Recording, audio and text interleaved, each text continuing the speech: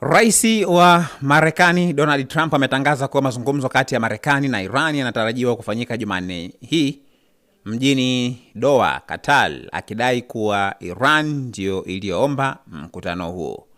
Na hii imezua gumzo kwa watu mbalimbali kutokana na kauli hiyo ya Donald Trump, kutokana na namna ambavyo amezoeleka kwenye masuala ya propaganda. Wakati huo pia amesisitiza kwamba msimamo wa Marekani mpaka sasa hivi ni kwamba Iran haitaruhusiwa kumiliki silaha za nyuklia, kitu ambacho ni kigumu kidogo kutoka kwa upande wa Iran, ambapo Iran pia amekuwa akizungumza mara kadhaa na kusema kwamba kitendo cha wao kumiliki nyuklia ni usalama wa nchi yao, tofauti na matakwa ya Marekani namna ambavyo yalivyo.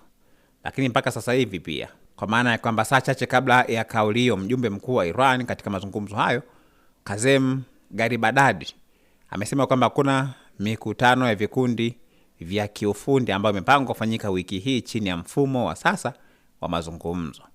Na kauli hii imeonekana kutofautiana na tangazo la Trump kuhusu mkutano ambao unadaiwa kufanyika Doha.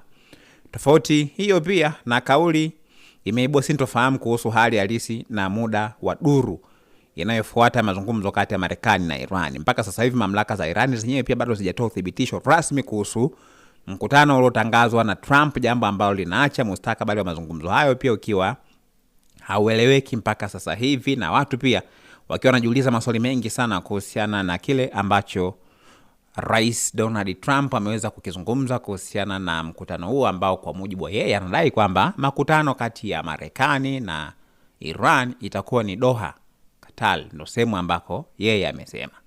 Maoni yako na mtazamo wako ni upi? Usiache kuandika hapo sehemu ya comment, lakini pia usiache kusubscribe channel yetu ya YouTube ambayo inasomeka Dodoma TV.